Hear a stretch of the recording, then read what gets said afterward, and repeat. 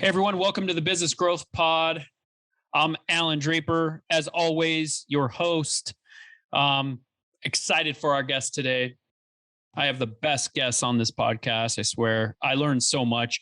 Before we get to him, make sure go check out my website, alandraper.com. Schedule an appointment with me. My specialty is working with startups that are within 6 months of pulling the trigger up until a couple of years to where they're really starting to scale. That's my strength. I've scaled several businesses, and anyway, I continue to operate quite a few.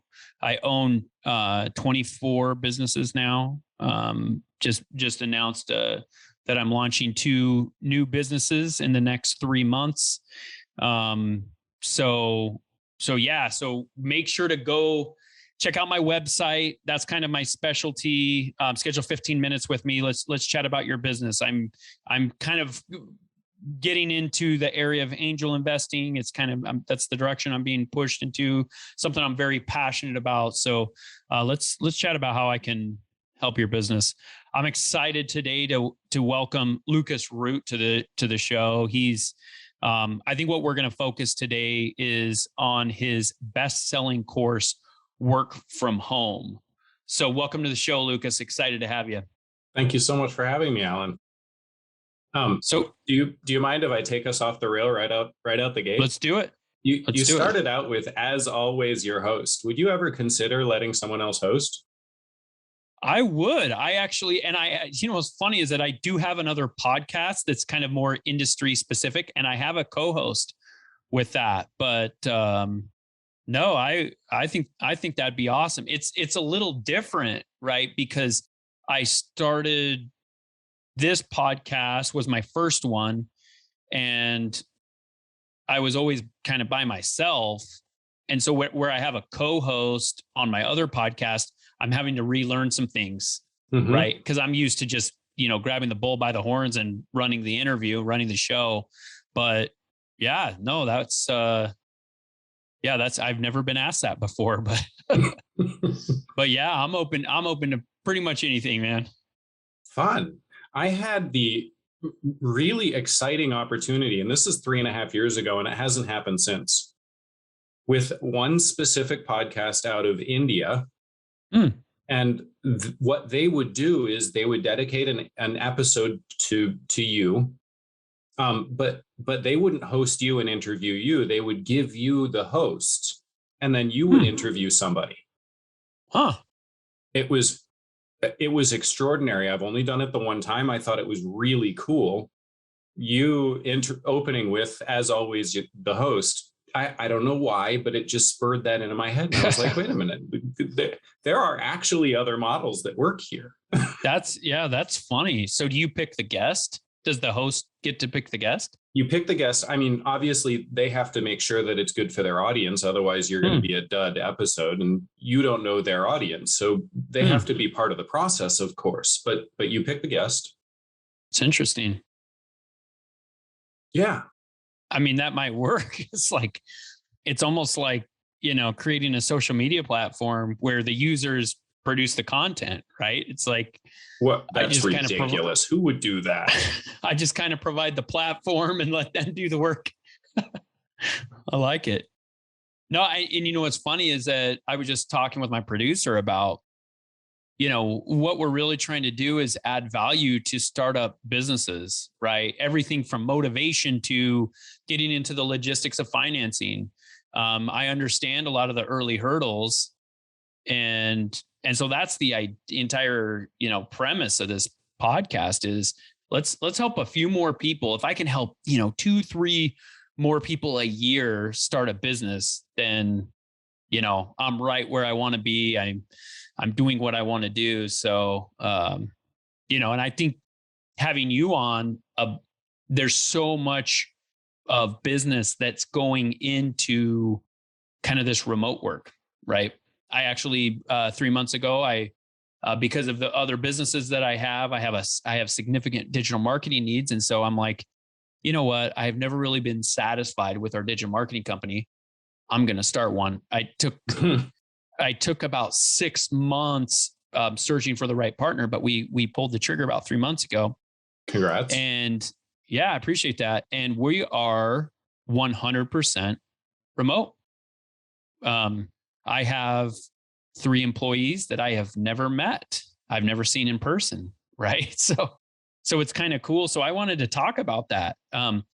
There's a lot of people, I think there's 2 kind of different models, right? There's the people that started that way, that was kind of within their vision of their company to, do the remote work. And then there's a contingency of business owners and entrepreneurs that are on the other side, which I am with some of my businesses, where we were forced to. Mm-hmm. And so, and for those, it's a little scary. I wanted to talk about a few things surrounding kind of this work from home idea and concept, but I wanted to start with productivity, right? Let's get into that. How do I know what people are doing when they're at home, or should I not care as long as they're doing their job? Honestly, the latter. You shouldn't care as long as they're doing their job.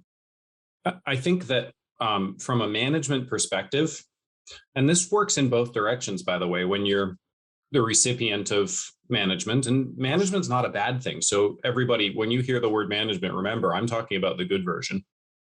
Right. A great manager will help you resolve your problems, help you remove obstacles and barriers. They'll take things off your hands that are not your strength and not fun for you to work on, and they'll help you to limit the scope of the work that you're doing to the stuff that is fun and is what you're good at. That's what a great manager will do for you. It feels like a service relationship. And in the sense that you're both in service to the business that is paying you, it's true, it is a service relationship. One of the things that I think people have lost track of in the move from this could come out a little bit philosophical, but to me, it is very real. In the move from an industrial economy into what we call a knowledge economy. And we only sat in the knowledge economy for a little while. We've already moved beyond it. We're not in a knowledge economy right now. And we can talk about that. But one of the things that happened in the move from industrial economy to knowledge economy is that we lost track of targets. We lost track of giving people a goal to work towards and then getting out of their way and letting them work towards it. Because let's be honest, a line manager in a factory who's stopping the person who's working and asking them whether or not they're moving towards their targets is impeding the progress of that line. And every line manager knows that. Every line supervisor knows that. Every factory manager knows that. They don't get in the way of the line. They review targets at the end of the day. What stopped you from hitting your targets? What can I do to make sure that you hit your targets tomorrow, right? But we lost that when we moved into the knowledge economy because it was new and exciting and interesting. None of those a bad thing. And we didn't know how to set targets yet. Do we set targets on numbers of words typed per day? Maybe that makes sense for a transcriber. Do we set targets on number of meetings attended per day? That doesn't sound very productive to me, right? So we don't really know how to set targets. But you as a business owner, you do know what creates success in your business. If you don't, we need to have a different conversation. If you don't know what's creating success, call up Alan. He can help you. But let's presume that you do know what creates success in your business. So you need to back into what creates success, the targets, so that each of your employees knows what they're working towards, and then treat them like a line employee. They know what they're working towards. They know how to do that. They know how to get in touch with you. They trust that when they get in touch with you, you will remove the barriers and obstacles that are slowing them down and help them stay focused on the things that they're good at and like to do. You know what? I mean, I love this idea. And I thought of, a couple of reasons why we don't do it more often. And I think one of those reasons is because I'm not a micromanager. And it goes against pretty much everything that I am. I hire talented people and I get the hell out of their way. Although I wasn't always like that. In the beginning, I thought I knew more, and I realized very quickly, oh, wow, the people that I'm hiring, they're more talented. They know more than I do. So if I'm not helping them with resources, then I'm basically impeding their growth or their progress.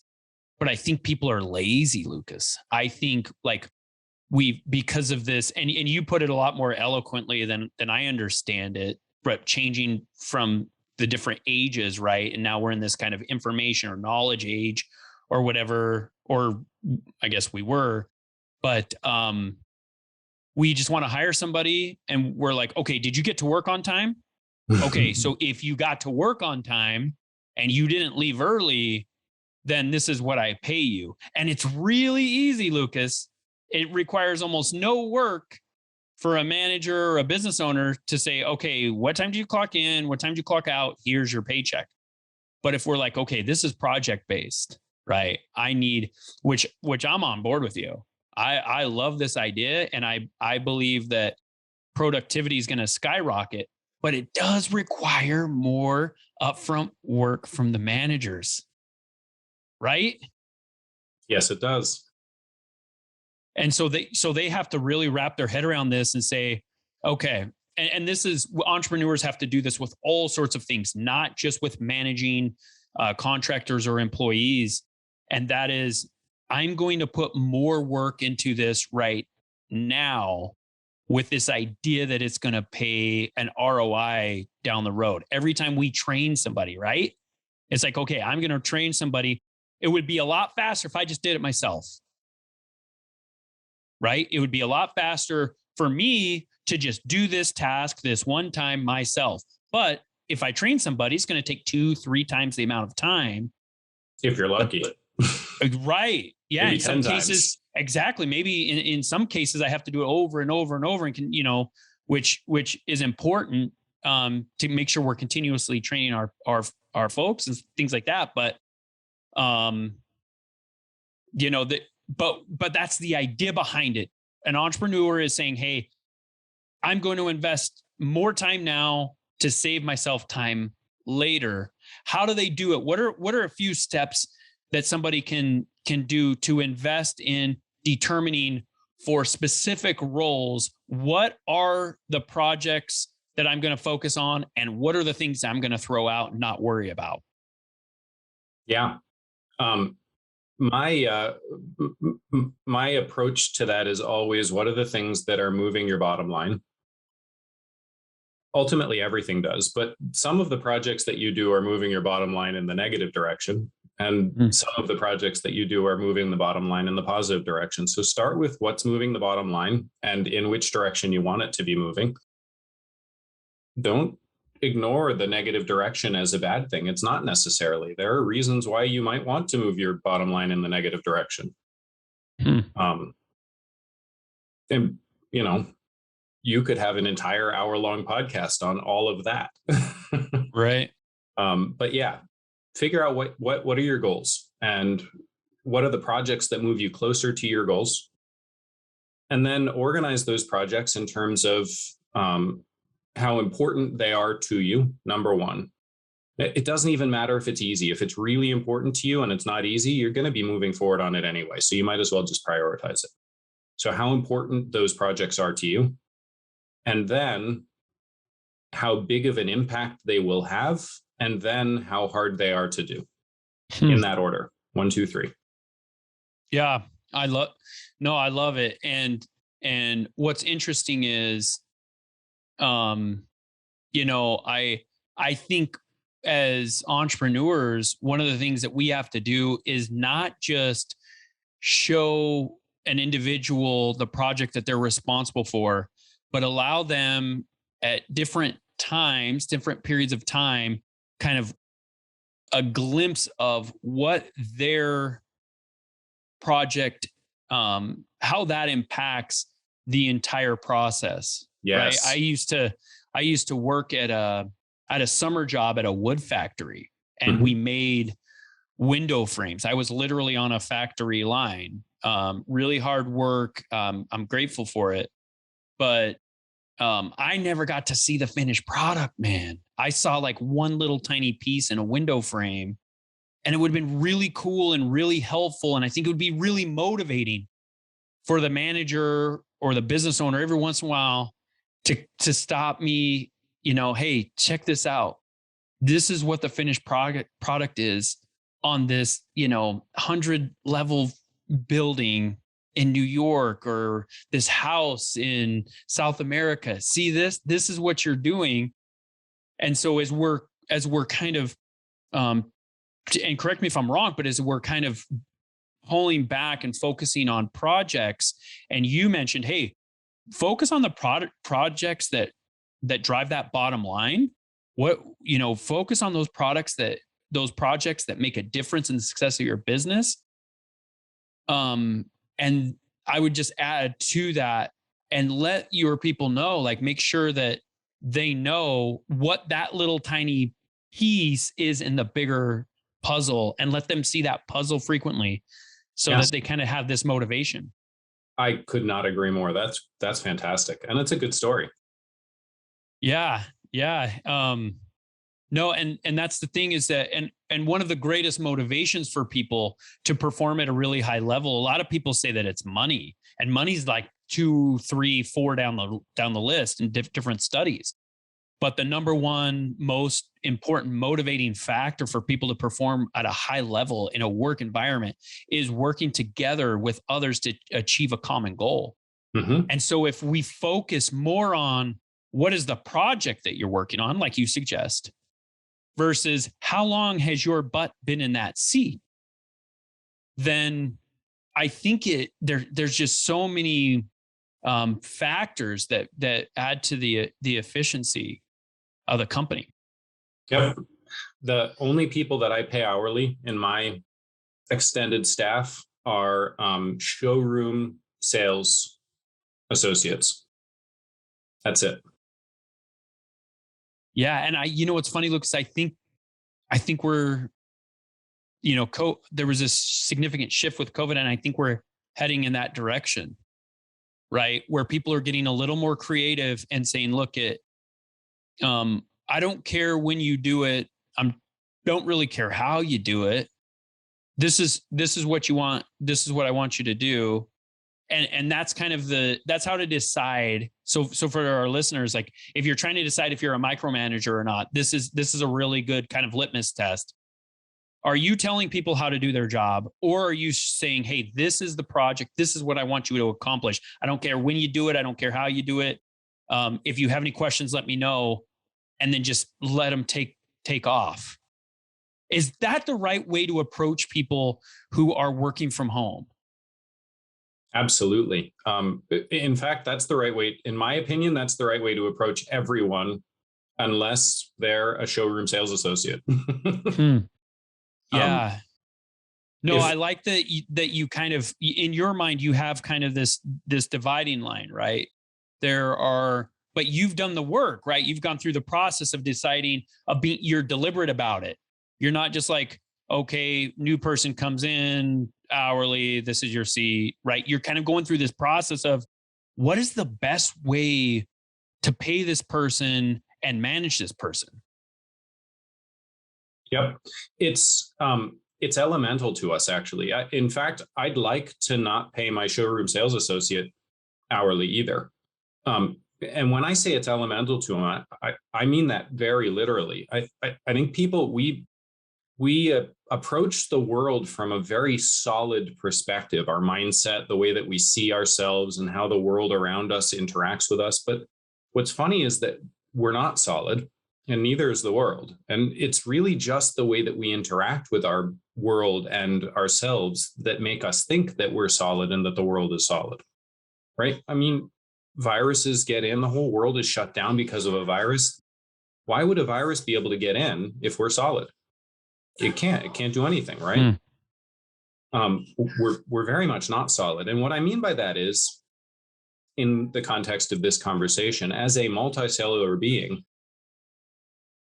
inherent in the name, inherent in the understanding of that from a biological perspective, our cells are choosing to work together. They're choosing to work together cooperatively towards a goal. And, what that goal is, totally different conversation. What I'm trying to get at here is that elemental, inherent in our being as a multicellular animal, is the idea that we can cooperate. We can cooperate, that we do cooperate, that our strategy for success in the world comes from a basis of cooperating towards a goal. No, that's great. It's Gestalt theory, right? That the group is greater than the whole is greater than the sum of its parts, right? And that's absolutely true. And we're walking proof of it. Exactly. Like it's easier for us to work by ourselves, but we don't reach the levels that we could as a group. Yep. What with people, I have listeners that they've kind of been kicking around this idea, and recent studies, I think from England, are showing that they'll take a significant pay cut to be able to work from home. What's the first step in kind of just establishing a culture of, okay, we're going to revisit this, and we're going to maybe open ourselves up to this a little bit? How does somebody wrap their head around this idea? Because I've talked to a lot of people, they're like, oh, that person could never do that job from home. That person could never. And there are some, it's tough to deliver boxes when you're sitting at home, right? That one's tough to do. But I think the world's kind of coming around to this idea, and we're getting really creative, right? And so how just mentally, I think, is the first step. How does an entrepreneur say, okay, I'm at least going to take a look? Do they look at the advantages? Do they start looking at establishing a protocol? What's kind of the process for that? Yeah, I love it.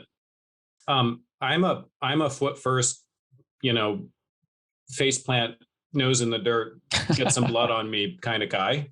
Yeah. So I am 100% on board with, throw caution to the wind, give it a try and see what happens. Because you will lose something by trying things that don't work out. It happens. I'm not going to say you have nothing to lose. That would be silly. But I think that you have less to lose than you think you do. Obviously not you. You're doing it. I'm speaking to the listener here. I think you have Absolutely. less to lose than you think you do. The way I would start it is by having a conversation with your employees and seeing which ones of them believe that they could do their job from home, and then let them try. I think this is fantastic. And I just, about 10 minutes before we started recording, I rolled out a new change with one of my companies. And I immediately got a bunch of text messages from some of my partners. Like, are you crazy? Are you guys really doing this? And I'm glad I did it. And we've got some stuff to figure out, just like some folks will have a hard time figuring out how they're going to work from home. But I think one of the core values of that company is that we evolve. And so they know, like, hey, we're going to test some things out. And if you have people behind you that trust you, and you say, hey, I'm doing this for your benefit, we're focused on how we can increase efficiency, but we really want you to be happy. So there's some longevity and things like that. But if you approach them in the right spirit, then I think they'll understand when it's like, okay, this isn't going to be perfect, guys. We're going to be testing a few things out. I don't know how the communication is going to work. But let's be patient with each other. Let's understand each other. And I think that they'll be okay with changes down the road, right? If you approach it like that, like, hey, we don't know what we're doing. We do a good job acting like it, but we're not sure. Let's figure this out. Let's be patient with each other. And I think a lot of times, and there's some things you can't pull back from employees. It's really, really, really, really hard to pay an employee something and then decrease that. That's really hard. I don't know that you come back from those types of things. But when you're experimenting and you're the type of entrepreneur that's interested in in finding new solutions and evolving with the marketplace and things like that. From my experience, your people will understand. They'll be grateful for it. Yeah. And so then it's not as scary trying something. Yeah, absolutely.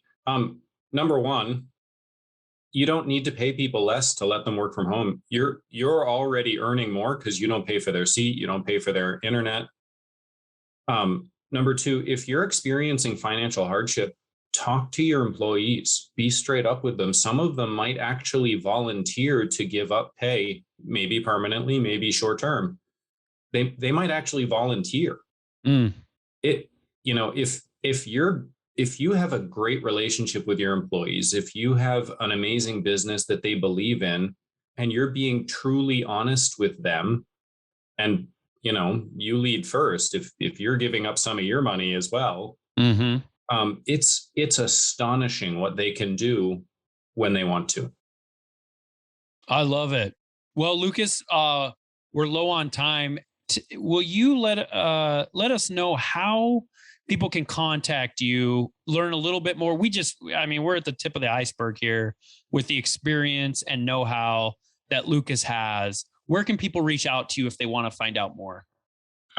Thank you. Best two places to find me are Instagram. So Instagram /@ Luke Root, LUCROOT. I know my name is Lucas, but Lucas Root was taken, so I grabbed Luke Root instead, LUCROOT.